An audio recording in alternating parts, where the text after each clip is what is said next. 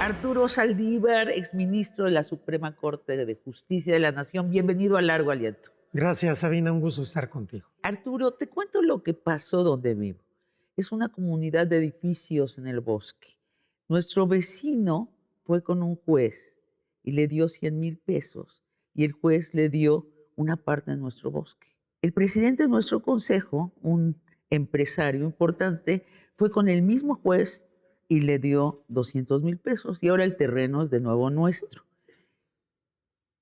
México parece no tener un sistema de justicia, tiene un sistema de injusticia donde la justicia se vende y caro.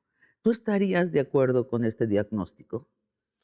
Primero, es cierto, y eso es lo que además nos ha dicho la gente en estos diálogos por la transformación, que tenemos un sistema de justicia que debería denominarse sistema de injusticia, donde se trata diferente a quienes tienen recursos frente a los que no lo tienen, que es una justicia elitista, que muchas veces castiga la pobreza y no la delincuencia, que es profundamente cruel, sobre todo con las mujeres, y que efectivamente casos como el que me relatas no son infrecuentes. Pero el problema de la justicia en México no es solamente el tema de la corrupción, que sí la hay en diferentes grados, depende de qué poder judicial se trate, de qué fiscalía se trate, sino me parece que es importante diseñar y proponer una reforma integral de la justicia, porque los problemas de la justicia en México son de tal gravedad que no se van a solucionar con parches. Tenemos que ver el bosque completo y tratar de hacer una propuesta que englobe todos los problemas y presente soluciones que sean viables, que sean prácticas, que sean procedentes y que efectivamente se puedan poner en práctica para hacer diferencia en la vida de las personas. Lo que estás diciendo, Arturo, si te entiendo bien, es que la reforma que ha propuesto el presidente López Obrador es un principio, pero no es el total de lo que se necesita hacer. Es decir, en el fenómeno de la justicia, simplificándolo, intervienen, dependiendo de la materia, muchas instituciones o distintas instituciones. Tenemos una Fiscalía General de la República, fiscalías de las entidades federativas, tenemos un Poder Judicial Federal, 32 poderes judiciales en los estados, tenemos una Defensoría Pública Federal y defensorías públicas en todas las entidades federativas. Además tenemos policías estatales, municipales, una Guardia Nacional, de tal suerte que el problema de la justicia es muy complejo. La iniciativa del presidente trata de generar una reforma estructural al Poder Judicial Federal, pero no es una iniciativa, porque no es objetivo, de todo el sistema de justicia. Por eso, esta propuesta del presidente en principio es complementaria a las que presentaremos a Claudia Sheinbaum para que en caso de que las haga suya, se presenten como parte del plan de gobierno de la próxima administración. Es decir, si ganara Claudia Sheinbaum, hablaríamos de esa otra reforma más estructural. Es decir, hablaríamos de una reforma que incluye conceptualmente la del presidente, habrá que ver ya los detalles, pero que además se integra por otro tipo de propuestas. Para que no se nos vaya esta conversación por la superficie, te pido antes que nada que nos expliques las partes del sistema judicial. Voy a nombrarlas y por favor te pido que nos digas qué son, qué hacen brevemente. La Suprema Corte de Justicia de la Nación está ahí en el pináculo del sistema. ¿Qué hace? Es el Tribunal Constitucional de México, está integrada por 11 ministras y ministros en este momento y resuelve los asuntos más importantes del país, todo lo que tiene que ver con acciones de inconstitucionalidad, que son impugnaciones contra leyes a través de ciertos actores que están legitimados, controversias constitucionales, que son conflictos entre poderes, y los juicios de amparo más importantes, que tienen que ver también en contra de leyes federales, o que la Corte decide por alguna cuestión atraerlo, hacerlo suyo. Ese es, digamos, es el Tribunal Constitucional y el tribunal más importante del país. Después está el Tribunal Electoral. El Tribunal Electoral del Poder Judicial de la Federación, Ajá. porque también hay en los estados, Ajá. es la máxima autoridad jurisdiccional en materia electoral. Es el tribunal que resuelve todos los conflictos electorales en última instancia en nuestro país. Después está el Consejo de la Judicatura Federal. El Consejo de la Judicatura Federal es el órgano que administra el Poder Judicial Federal, exceptuando a la Suprema Corte, y que también tiene a su cargo el tema de la disciplina y la formación de todas las personas juzgadoras del Poder Judicial Federal, exceptuando a la Suprema Corte. Después están los tribunales colegiados de circuito. Esos tribunales colegiados son una especie de pequeñas Supremas Cortes, son los que resuelven la mayoría de los casos federales. La inmensa mayoría de sus asuntos que ellos resuelven ya no son impugnables. Y el tribunal de circuito. Los tribunales que ya no son tribunales unitarios, sino tribunales colegiados de apelación, resuelven recursos de apelación, pero en casos muy importantes, por ejemplo, casos penales de delitos muy graves, pueden resolverse en definitiva en una apelación en un tribunal de apelación. Y los juzgados de distrito. Los jueces y juezas de distrito son la primera instancia en el Poder Judicial Federal, pero son muy importantes porque ellos tienen, entre otras cosas, la suspensión. Pueden en un momento dado suspender un acto, una ley, una política pública del presidente o de cualquier otra autoridad. Es complejísimo. De hecho, bueno, se necesita estudiar abogacía para entender esto. Es una estructura compleja porque sin duda todo lo que tiene que ver con el control constitucional y con con otras facultades que tiene el Poder Judicial Federal, que no todas son de control de la constitucionalidad, sí es un tema muy complejo, muy extenso. Es un poder que resuelve que le llegan alrededor de 1.500.000 asuntos al año. Entonces sí es una estructura bastante complicada. ¿Y dónde es que se vende la justicia? ¿En todas esas partes o está concentrada la corrupción en cierta parte? Hablando del Poder Judicial Federal, yo te puedo decir, lo he sostenido muchas veces, que sí hay un problema de corrupción, pero que no es mayoritario ni generalizado. La mayoría de los jueces y juezas federales son honorables, son honestos, pero sí hay corrupción, y esa corrupción mancha toda la institución y obviamente daña a la ciudadanía. La mayoría de los temas de corrupción se dan en las fiscalías, sobre todo locales, y en la justicia local.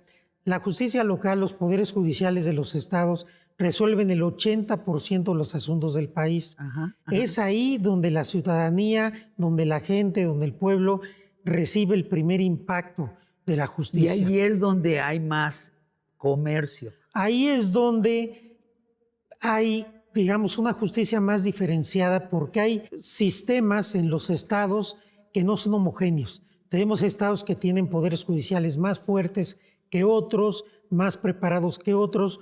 Una de las cosas que tratamos de buscar con estos diálogos de la transformación es un modelo nacional de impartición de justicia para homologar los requisitos, la formación, la disciplina de todos los poderes judiciales del país, porque mientras tengamos una justicia dispareja, un poder judicial que frente a los poderes locales, un poder judicial federal que frente a los poderes locales es muy fuerte, pero poderes locales débiles, pues no hay una justicia para la gente. Lo que dices, Arturo, es que sí es minoritario los actos de corrupción, pero ¿qué es lo que tizna a todo el sistema en la percepción de la gente? ¿Te estoy En el entendiendo bien? Poder Judicial Federal. En el Estoy federal. hablando del Poder Judicial Federal. En otros poderes judiciales de los estados, sí hay estados donde la corrupción es mucho más extendida. Por ejemplo, nos enteramos de pronto que Salinas Pliego mandó a la Suprema Corte de Justicia el caso de los impuestos que debe al gobierno federal y que un juez de la Suprema Corte de Justicia se le traspapeló el asunto y todo estaba destinado a que se acabara este sexenio y que el señor Salinas Pliego no pagara sus impuestos. Bueno, es percibido como un acto de corrupción. No voy a decir nombres precisamente porque no quiero que se vuelva un asunto personal, pero tenemos razón los ciudadanos cuando decimos, bueno, obviamente este juez está pagado. No tengo elementos para poderlo afirmar, pero sí digamos que ese tipo de cuestiones generan una percepción que no es la más adecuada. Bueno, es que se le traspapeló. Em, Vamos a revisar la reforma del Poder Judicial presentada por el presidente López Obrador. Y te voy a pedir que nos expliques las consecuencias de cada cambio. La reforma pretende, leo, una nueva integración de la Suprema Corte de Justicia, cambiar de 11 a 9 los magistrados, no, esto está mal, los ministros, Sí. y que sus periodos duren 12 años y no 15. ¿Qué cambiaría esto? A ver, en 1994 se hizo una reforma integral de la Corte. La Corte tenía 21 ministros numerarios y hasta 5 supernumerarios y se redujo a 11 ministros. 11 ministros y ministras que trabajan en pleno o en salas. Una sala, la segunda sala y el pleno. Ahora, lo que pretende la reforma es cambiar esto para que sea una corte de 9 integrantes y que trabaje solo en pleno, para evitar que solo 3 ministros de una sala puedan, por ejemplo, invalidar una ley. Tuvimos un caso reciente en que 2 ministros de 11, con un voto de calidad, invalidaron una ley con efectos generales. Lo que busca la reforma en este punto es evitar esos riesgos, que todos los asuntos se tengan que resolver por la Corte en pleno. Lo segundo, reducir de 15 a 12 el periodo de las ministras y ministros para tratar de que haya una renovación más frecuente en los cargos de ministro. Quien hizo la reforma supone que 15 años quizás es un plazo demasiado largo y que 12 años sería un plazo más adecuado. En eso consiste esta parte de la reforma. Para darle más movilidad. Exacto. Ahora, recientemente el presidente López Obrador, por un largo proceso, colocó a una ministra en la Suprema Corte de Justicia, Lenia Batres. Y bueno, los conservadores saltaron hasta el techo diciendo que esto era una invasión del poder ejecutivo en el poder judicial. Yo, que estoy al tanto de lo que sucede en otros países, me sorprendí mucho de la crítica de los conservadores, porque sucede en muchos países. Por ejemplo, en nuestro país vecino del norte, sí, los presidentes eligen a los ministros de la Suprema Corte y un presidente conservador elegirá a un ministro conservador y un presidente, un más progresista, elegirá a alguien más progresista. ¿Por qué el escándalo? Aquí hay varias cosas. Primero hay que decir que Lenia Batres es una ministra con la misma legitimidad que todos los ministros y ministras de la Corte, porque se nombró de acuerdo a la Constitución. Nuestra Constitución establece que para nombrar un ministro o ministra, el presidente presenta una terna. Esa terna, uno de los integrantes o una de las integrantes de la terna tiene que recibir el apoyo de 2/3 partes del Senado, una mayoría calificada. Si ninguna de la terna recibe este apoyo, el presidente nombra una segunda terna, que puede ser la misma quitando un integrante nada más.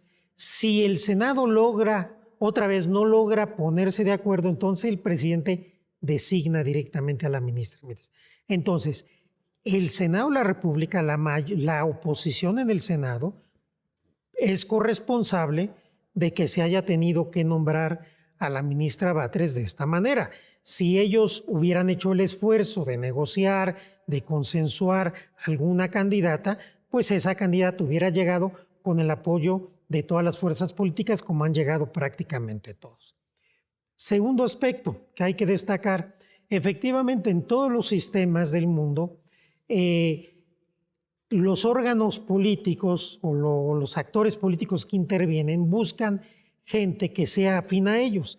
En Estados Unidos, el presidente postula a un candidato o candidata, el Senado la tiene que ratificar y así el rostro, digamos, liberal de la Corte de Estados Unidos de América cambió a un rostro conservador para muchas décadas por delante debido a que el presidente en turno buscó gente afín a su proyecto y a su ideología. Entonces eso no nos debe espantar, eso sucede en todos los países del mundo. Y no hay ningún sistema que haya demostrado de nombramiento, que haya demostrado que es infalible.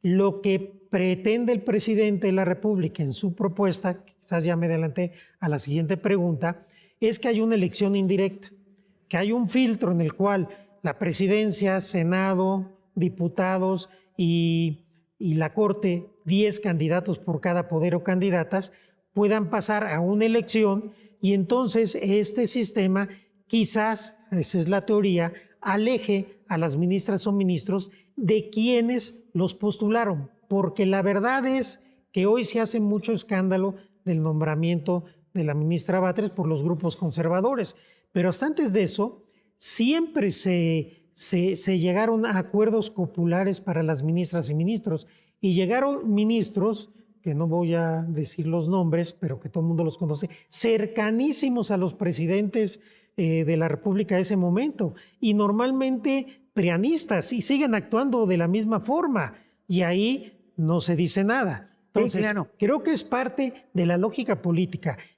Mientras el nombramiento de ministras y ministros sea una postulación de ternas del presidente y una aprobación mayoritaria, votación calificada en el Senado, se van a requerir los acuerdos políticos entre los partidos, es inevitable. En efecto, te adelantaste porque ahora quiero que empecemos a hablar de, bueno, ya empezamos a hablar sobre la constitución de la Suprema Corte de Justicia, ya es parte de esa reforma que pretende el presidente, pero creo que lo más interesante, lo más novedoso, tal vez lo más peligroso, es la idea de que sean votados por el pueblo los miembros de todo el sistema de justicia. Vamos a un corte y entramos a ese lugar peliagudo, Arturo. Claro que sí. Vamos a un corte. Ya en 94 se renovó completamente la Corte, como decíamos hace rato. Entonces no es algo nuevo.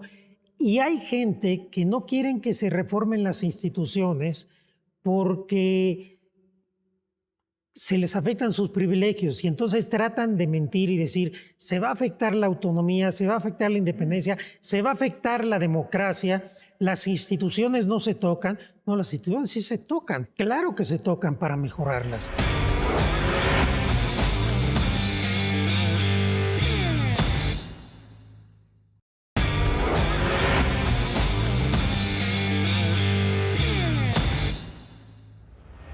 Hablábamos de los ministros de la Suprema Corte de Justicia. Ahora, según esta propuesta del presidente López Obrador, serían electos en las urnas por la gente. ¿Sabrá la gente, Arturo, elegir a ministros de la Suprema Corte de Justicia si casi toda la mayoría del país no sabe ni siquiera a qué se dedica la Suprema Corte de Justicia? ¿Es viable que el pueblo elija a un ministro o lo elegirán a ciegas o peor, engañados por la propaganda? Aquí hay que decir lo siguiente. Primero, si estuviéramos hablando de una elección abierta, es decir, que cualquier persona pudiera anotarse para... ¿No será así? No, no será así. Va a ser una elección indirecta. La presidencia de la República presentará 10 candidatos y candidatas. Sí. Para ministros. En la Cámara de Diputados 5, el Senado 5 y la Corte, la propia Suprema Corte 10, de tal suerte que habrá 30 candidatos y candidatas propuestas por los poderes, que aquí ya es el primer filtro. Si los tres poderes hacen su tarea, entonces tendremos 30 perfiles que resistan un análisis. Y esos 30 perfiles, esos 30 candidatos o candidatas, la idea es que sea paritario, van a ir a una elección, pero muy distinta a las que son para elegir un diputado, un senador. Serán campañas sin recursos públicos ni privados, sin intervención de los partidos políticos, usando sobre todo los tiempos oficiales en los medios públicos, las redes sociales, quizás algunos debates entre los candidatos. ¿Y esto qué va a provocar? Obviamente es una apuesta, habrá que ver cómo funciona en caso de ser aprobado. Va a provocar primero que la distancia de los actores políticos que designan al ministro o ministra sea mayor la distancia, porque ya no es me lo debes a mí, cuando mucho me debes que te puse en la lista. Segundo, va a implicar un esfuerzo de pedagogía para el pueblo, para que sepa lo que hacen las ministras y ministros y vea y decida en una urna con qué perfil se siente más a gusto que sea su jueza o su juez que va a resolver los temas de constitucionalidad. Sí, es una apuesta a la sabiduría del pueblo de México. Yo creo que es una apuesta diferente, interesante, que puede ser arriesgada, pero que quizás valga la pena correr porque... En vista de lo que hay ahora. En vista de que ningún sistema en el mundo ha demostrado que es infalible para evitar la partidización de los tribunales constitucionales. Ningún sistema en el mundo. Esta es una apuesta distinta. Habrá que ver cómo se va dando la discusión en la sociedad, en la academia, en su momento en el Congreso, las y los legisladores que serán los que decidirán al final. Y según esta nueva reforma, habría una revocación de mandato posible. O sea, digamos, un ciudadano le consta que le hicieron trampa en su juicio en la Suprema Corte y lo vuelve público y agita a la sociedad para que haga algo al respecto. ¿Existirá el mecanismo para que la sociedad pueda sacar a un ministro de la Suprema Corte de Justicia? No es un tema de revocación de mandato. Permanecerá el juicio político y la posibilidad de una declaratoria de procedencia. Ya me perdiste. Sí, sí. Tengo que estudiar abogacía para entender eso. Un juicio político es una responsabilidad política, acusa la Cámara de Diputados y resuelve el Senado. Las ministras y ministros son sujetos a juicio político como cualquier otro servidor público de los que designa el título cuarto de la Constitución. Así es ahora, ya ahora. Así es ahora. ¿Y la declaratoria de procedencia qué es?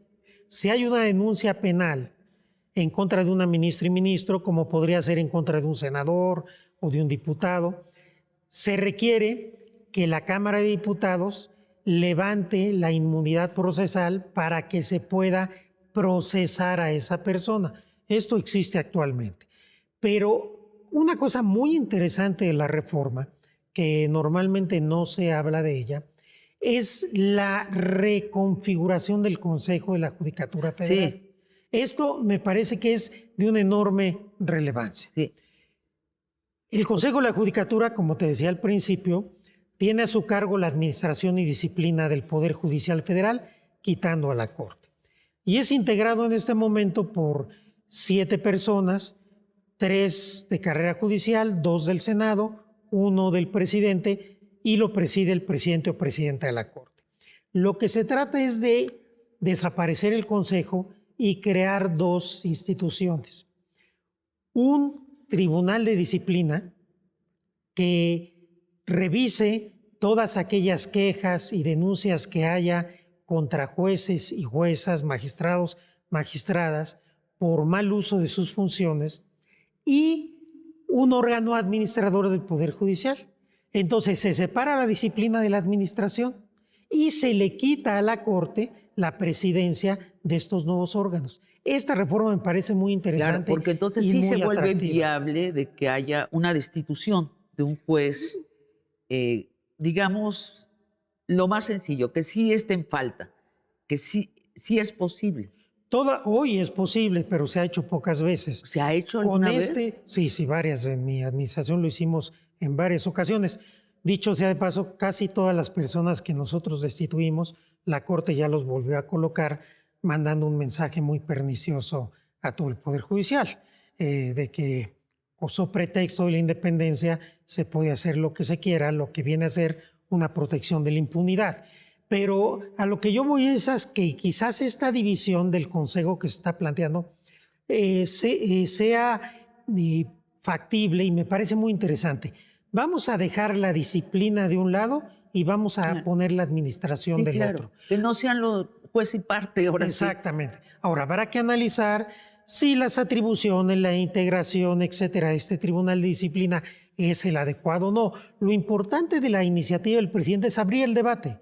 Es una propuesta, hay que discutirla, hay que analizarla, hay que ponderarla, pero sí me parece que en el Consejo de la Judicatura hay que hacer algo. Toda la academia y todos los partidos, incluyendo la oposición, llevan más de 25 años diciendo que se debe quitar la presidencia del Consejo a la presidencia de la Corte, pero que ahora sean consecuentes con lo que han sostenido siempre. Pero la propuesta del presidente va más allá. No solamente quitemos la presidencia de la Corte al Consejo, sino diseñemos dos órganos nuevos. La disciplina y la administración se separan. Me parece que puede ser una idea interesante. Ahora, toda esta idea podría naufragar precisamente por lo que comentabas, por la polarización de las facciones políticas en México. O sea, todo lo que se haga con respecto a la Suprema Corte de Justicia y en general para el sistema judicial es entendido por los conservadores como un ataque a su autonomía. Y viceversa, todo lo que haga el Ejecutivo es entendido como un acto de animadversión.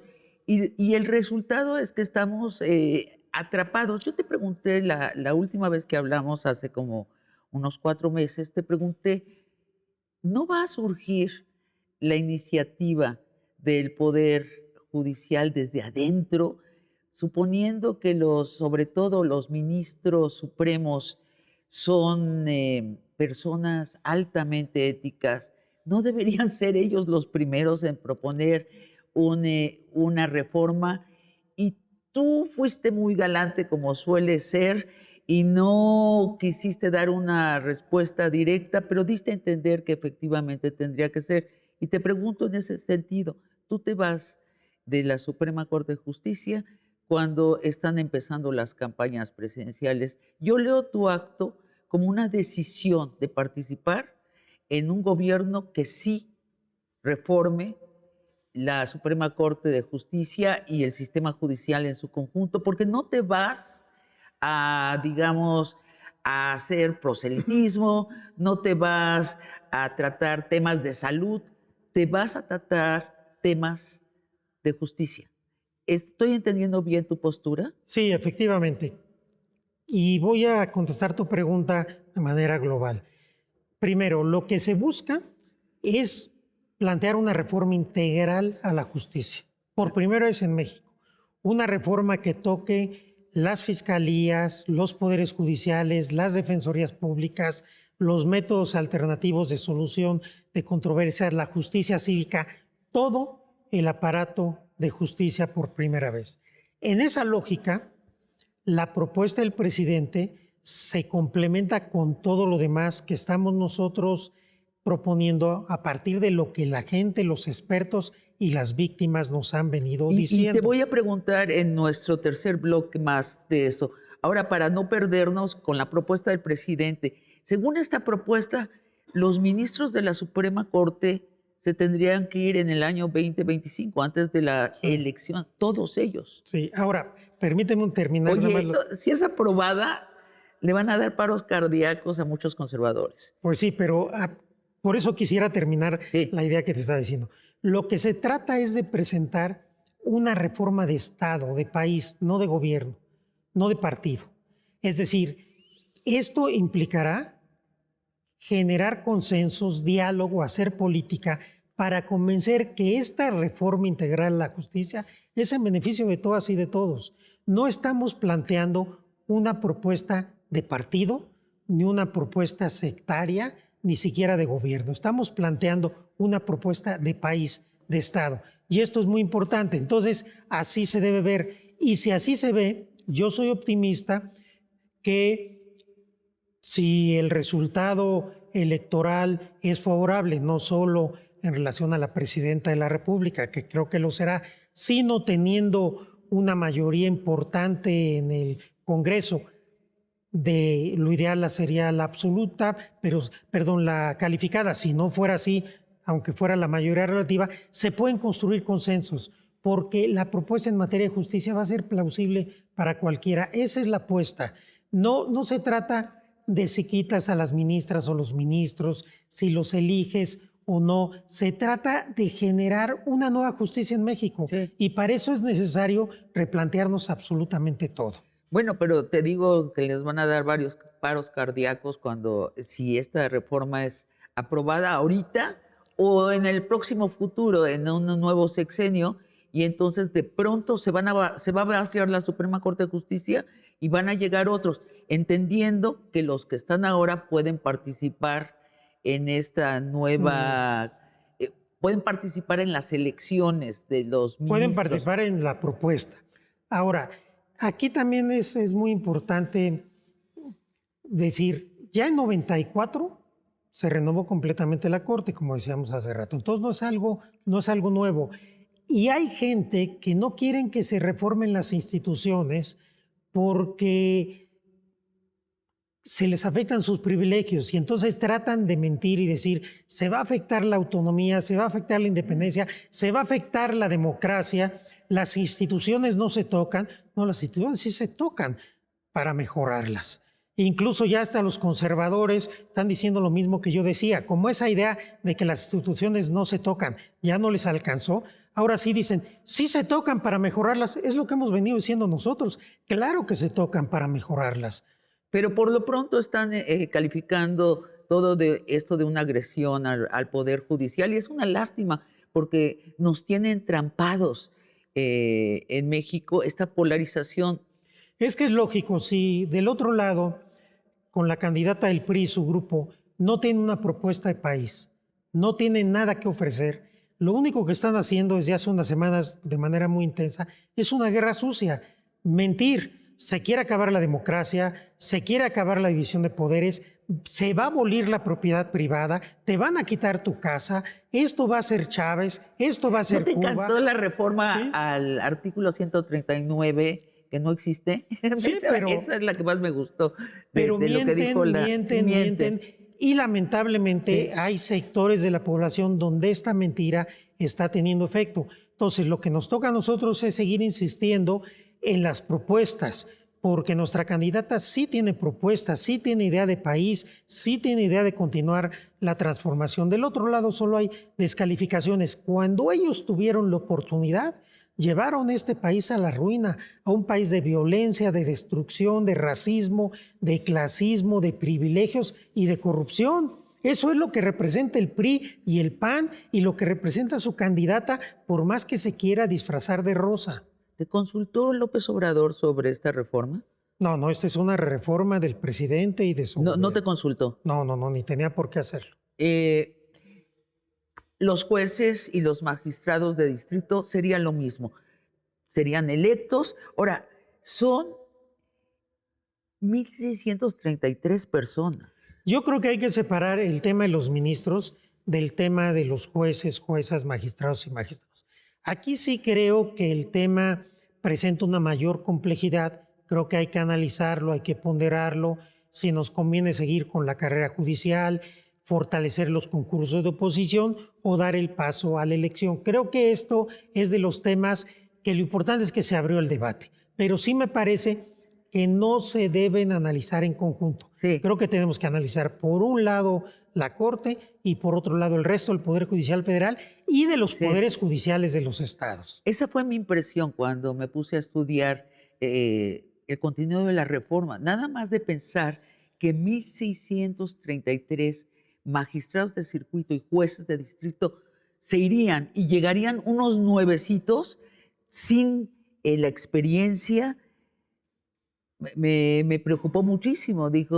Pensé, esto se puede volver desértico nuestro poder judicial, por más que no nos guste, no sé si es mejor tener uno malo que tener uno desierto, pero sí pasaría eso. Son Es demasiado gente. Sí, a ver, esa primera elección sería una elección muy compleja, pero yo me iría, creo que el debate no tendría que ser ese, porque en última instancia si tiene que hacer, se hace. Creo que el debate que tendríamos que dar es, ¿qué conviene?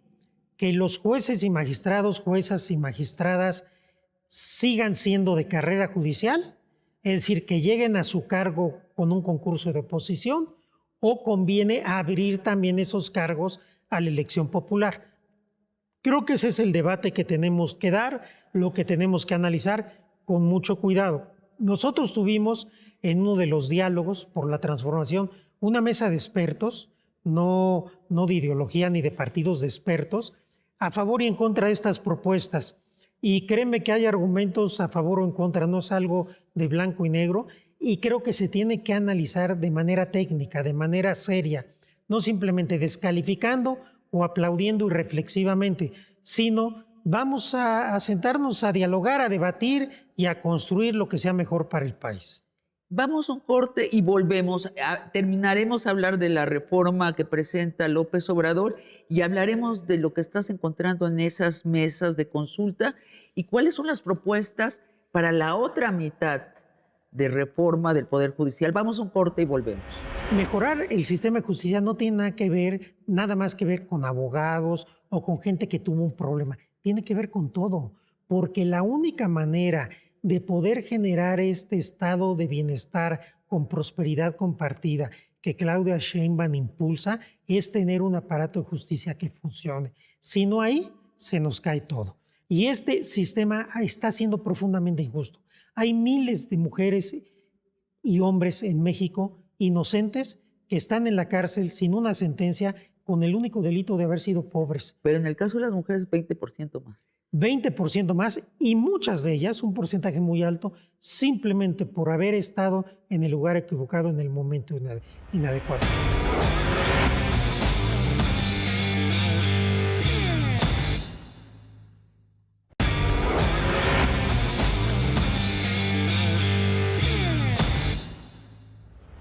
Gracias, Arturo, porque nos estás volviendo comprensible, algo bastante complejo, pero que tenemos que enterarnos si de veras queremos cambiar el complejo Poder Judicial. Suena así, muy peligroso ese recambio en una sola elección de 1,633 magistrados de circuito y jueces de distrito. Podría sobrevenir un caos. Esa es mi primera impresión. ¿Es la tuya? No, yo no creo que un caos, pero sí me parece que se correría un riesgo grande de los perfiles de una elección, pues con tantos integrantes que tuvieras que designar. Por eso creo que esta parte se tiene que analizar distinto que la de ministras y ministros y ponderar y analizar y estudiar. Si se decide que sí, pues hay muchas alternativas. Una es cuidemos mucho esta elección, otra es no cambiemos a los que están, usemos el método para la renovación de los que siguen o de plano sigamos con carrera judicial. Oye, creo o que ese será el mitad, debate. o nada más cambiar la mitad. Es decir, hay muchas alternativas. Sí. Creo que lo más importante es que el presidente ha puesto el tema a debate, como lo ofreció. Y creo que también muy importante es que se trata del pueblo eligiendo y vigilando a los jueces. Y eso sí sería inédito. Sí, eso es inédito y eso demuestra pues, una confianza en el pueblo, una confianza en que el pueblo efectivamente sabe decidir y sabe elegir. Como todo, hay riesgo, pero reitero, ningún sistema ha logrado acreditar que es infalible. Ningún sistema ha evitado que se partidicen los tribunales constitucionales en el mundo. Por ejemplo, hay otras alternativas que se hablan. Pues que sean los colegios de abogados, que sean las instituciones académicas. Y yo me digo, ¿los colegios de abogados no están también politizados? ¿No defenderían los intereses de las empresas y de los grandes clientes que ellos defienden? Entonces, no hay un sistema ideal. Por eso, quizás apelar en una elección indirecta al pueblo no sea tan mala idea al final del día. No, a mí me parece estupendo y yo te veo muy contento, Arturo. Yo te veo realmente de un humor mucho más ligero y animoso que antes. Sí, la verdad estoy muy contento. Tomé una decisión que no fue fácil, pero la tomé en conciencia. Estoy muy agradecido con Claudia que me haya permitido sumarme a su equipo, que me permita tratar de colaborar y de apoyar en estos diálogos, de escuchar a la gente y a la sociedad y a las víctimas y tratar de impulsar una nueva justicia en México. Y cumplir tu proyecto personal, Arturo, porque tú has sido el ministro revoltoso, el que siempre ha querido reformar y que ha reformado parcialmente al Poder Judicial. Entonces, esta coyuntura política te da la oportunidad de salirte de la tienda para modificar la tienda. Eso es lo que te está Sí, dando la oportunidad. nosotros cuando yo fui presidente de la Corte se aprobó una reforma judicial muy importante que combatía la corrupción, el nepotismo, el acoso sexual, impulsaba la paridad, etcétera.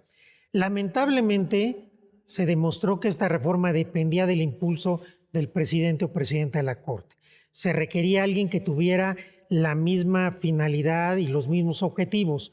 Como no ha sido así, pues todo lo que se buscó en esa reforma prácticamente se ha venido ¿Y retrotrayendo. por qué la ministra Norma Piña, qué inclinación política tiene? A ver, ella ha llegado al puesto donde está por la votación del Pleno de la Corte, tiene toda la legitimidad y tiene todo el derecho de ponerle a su presidencia el sello que Nadie ella lo quiera. duda, pero la idea de que los ministros no tienen preferencias ideológicas, digo, este, es una abstracción imposible, eso no Eso existe es en ninguna absurdo, parte. es absurdo. Todas las personas tenemos una manera de ver el mundo, Yo de pienso que entender ella el mundo. marcó claramente, públicamente su postura cuando en esa ocasión que no se levantó a saludar al presidente. A mí las cortesías versallescas me dan igual, pero creo que fue un mensaje hacia el país y hacia el presidente y hacia la oposición. Es decir, yo estoy del otro lado. Bueno, a mí me parece que, y lo he dicho ya, que la Corte, la mayoría de la Corte en los últimos años, y de manera muy marcada el último año, ha estado con una inclinación clara de opositora al gobierno y fallando a favor de la oposición, de los poderes fácticos, mediáticos, económicos. Eso creo que es muy claro, basta ver las Se ha sentencias. vuelto parte de la oposición. Exactamente, han entendido Es el que brazo, de hecho, más poderoso de la oposición. es el único que les queda. Bueno, no, los poderes mediáticos, Bueno, pero comerciales esos ahí siguen, es verdad. Pero digamos, institucionalmente es el que les queda. Creo que se ha malentendido la independencia como una oposición al Sí. gobierno. Y como esta oposición al gobierno ha sido muy festejada por La oposición. por la oposición, por los grupos contrarios al presidente, pues siguen con esta lógica que no me parece que ni sea sana ni sea adecuada.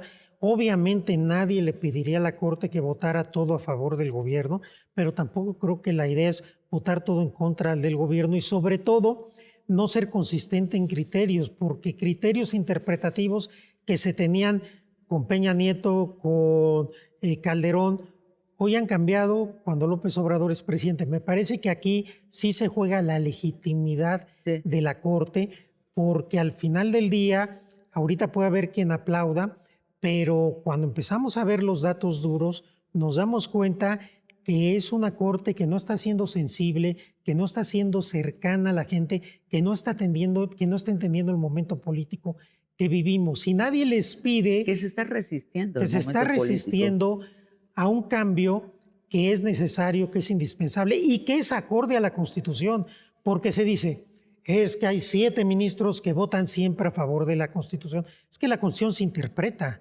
y entonces la puedes interpretar de distintas formas. Lo que tendríamos que ver es qué argumentos se han dado por ellos, qué argumentos dimos en un momento quienes estuvimos en minoría. Sí, y deja toda la discusión de la justicia allí en la cúpula.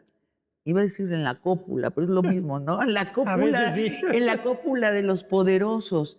Y eso, yo creo que los electores, los ciudadanos, es lo que cada que lo veamos que hay un grumo donde ahí están los poderosos discutiendo entre ellos, decirles, a ver, señores, ustedes están al servicio del total de los ciudadanos, de la gente, del pueblo, ya bájense de allí. O sea, no aplaudir esos grumos de esas cúpulas o cópulas del poder. Pero Sí, no quiero que sí. se nos vaya el tiempo, Arturo, sin que nos cuentes qué detectas, cuál es la reforma, la otra mitad de la reforma que se necesita, que estás en diario diálogo con la sociedad, ahora dentro de la campaña de Claudia, en las mesas de consulta. ¿Qué es lo que se necesita, la otra mitad? Mira, de acuerdo a todo lo que hemos recibido, se requiere una reforma integral de la justicia. Estamos en principio con la idea de presentar 3 modelos nacionales. Un modelo nacional de fiscalías, porque las fiscalías es el lugar donde la gente te dice que hay más problema. O sea, las fiscalías no investigan, revictimizan a las personas, no tienen protocolos, hay mucha corrupción, algunos te dicen no tienen presupuesto, hay que homologar requisitos de acceso, de preparación, protocolos de investigación en las fiscalías. Segundo, un modelo nacional de impartición de justicia, que el Poder Judicial Federal y los poderes judiciales de los estados tengan una coordinación para que lo mismo haya requisitos homogéneos para acceder a los diferentes cargos judiciales, en la disciplina, etcétera. Y un modelo nacional de defensorías públicas, sin abogados y abogadas Claro, del pueblo que defiendan a los más pobres. y que no cobren, Exacto, no funciona el que los sistema. paga el Estado. Cuando yo fui presidente de la Corte, liberamos en 4 años a más de 44,000 personas. Ese impulso ya se perdió y la mayoría de las defensorías públicas funcionan de manera muy Y marginal. estamos hablando de un sistema penal donde, a ver, si me acuerdo bien de las cifras, es 7 de cada presos no tienen un juicio, No tiene una sentencia. no tienen una Están sentencia. siendo procesados sin juicio. Entonces, esto es O sea, muy delicado. Pero, ¿por qué es importante esto? Sí, Porque importantísimo. esta cuestión de la justicia no es solamente una cuestión de derechos humanos y de justicia como valor y como principio constitucional y ético, sino es también algo necesario, por ejemplo, para que tengamos seguridad, para que tengamos confianza en las inversiones, para que crezca la economía, para que se hagan realidad los derechos sociales. Si la justicia no funciona, no puede haber seguridad, porque a lo mejor pueden detener a los presuntos delincuentes, pero si no se integran bien las averiguaciones, si en los poderes judiciales no se sanciona a quien cometió el delito después de un juicio donde se presenten las pruebas, etcétera, no sirve de nada. Entonces, si queremos realmente cambiar la seguridad, que es un problema sin duda importante, si queremos dar un paso más allá, claro. requerimos cambiar la justicia. Si queremos fortalecer los derechos, requerimos una justicia que los Si defienda. queremos disminuir la corrupción en el gobierno También necesitamos un aparato de justicia que funcione mejor. y donde seamos iguales, ¿no? Exactamente. O sea, porque si un ciudadano clase mediero o pobre no puede usar la justicia, entonces solo está sirviendo a una clase privilegiada. Eso es lo que estás detectando. ¿Hay un consenso en el país sobre esto? Sí, sí, por supuesto. Todas las personas que hemos escuchado que han sido víctimas de fallas del sistema, que han sido expertos, operadores jurídicos, mujeres. Tuvimos todo un día de mujeres en Oaxaca, impresionante todo lo que nos dijeron, jóvenes. No, porque el patriarcado es Sí, sí, un es un sistema sistema, exacto. cuya parte judicial es principal en oprimir a las mujeres. Lo que quiero decir es que el sistema de justicia, mejorar el sistema de justicia no tiene nada más que ver con abogados o con gente que tuvo un problema. Tiene que ver con todo, porque la única manera de poder generar este estado de bienestar con prosperidad compartida que Claudia Sheinbaum impulsa es tener un aparato de justicia que funcione. Si no hay, se nos cae todo. Y este sistema está siendo profundamente injusto. Hay miles de mujeres y hombres en México inocentes que están en la cárcel sin una sentencia con el único delito de haber sido pobres. Pero en el caso de las mujeres, 20% más. 20% más y muchas de ellas, un porcentaje muy alto, simplemente por haber estado en el lugar equivocado en el momento inadecuado. Y el sistema penitenciario es mucho más cruel con las mujeres. Esto por dignidad del pueblo de México, por justicia, por democracia, hasta por decencia, no podemos seguir permitiendo. Arturo, llegas y te sientas frente a cuántas personas, de qué tamaño son estas mesas y dónde están sucediendo, en distintas partes de la República. Sí, fíjate que tenemos 12 ejes y todos los coordinadores y coordinadoras han realizado un número impresionante de foros públicos y de mesas de trabajo que son cerradas. También lo hemos hecho nosotros en el de justicia. Hemos tenido distintos foros que presencialmente han llegado a un número importante de personas, pero que a través de nuestras redes sociales estos eventos han alcanzado más de 130,000 personas, nuestras transmisiones, que es algo muy importante. O sea, y te pones a escuchar lo que está diciendo, dice 130,000 personas, ¿y cuántos participan verbalmente? Participan, esto es bien interesante. Por un lado, participan quienes invitamos a que formen parte de los diálogos, pero en todos los diálogos ha habido gente que de manera espontánea se para en el público a contar sus casos y sus quejas y sus cuestionamientos, distintos colectivos, y siempre hemos estado abiertos. Después, con todos estos seguidores, digamos, en las redes, que la mayoría de ellos son jóvenes, tenemos un micrositio donde recibimos todas sus propuestas, todas sus quejas, todas sus experiencias, todos sus testimonios y todo lo que ha pasado, lo que hemos escuchado en los foros abiertos, lo que hemos escuchado en las mesas de trabajo y las propuestas que estamos recibiendo, todas las hemos analizado. Y quiero decirte que este mismo trabajo han hecho todos los coordinadores y coordinadoras. Es un trabajo impresionante. Por primera vez se va a plantear un plan de gobierno que surge de la sociedad, que se toma con mucha seriedad. No es un proyecto que se base o se quede solamente en lo ideológico, sino que busca realmente solucionar problemas prácticos, no solo en la justicia, en todos los grandes problemas del país. Entonces, de nuevo, el pueblo eligiendo a los jueces, vigilándolos y también determinando el sistema de justicia. Ese es el plan. El plan es que el pueblo le dé la legitimidad en las urnas a Claudia Sheinbaum y a la alianza que ella representa, para que se puedan reformar la Constitución y las leyes y tengamos un nuevo sistema de justicia. Un sistema de justicia en el que tenga más participación el pueblo, que sea más cercana a la gente, más sensible, más humano y que empiece a hacer diferencia en la vida de las personas, que nos ayude a tener una mejor justicia, una economía que siga avanzando con prosperidad compartida, que genere confianza en la sociedad y que los derechos sociales y humanos de todas las personas sean una realidad y tengan un sistema que las defienda. Arturo Saldívar, muchas gracias por esta conversación de largo aliento. Al contrario, Sabina, gracias a ti. Y amigos y amigas, los espero el próximo jueves para otra conversación de largo aliento.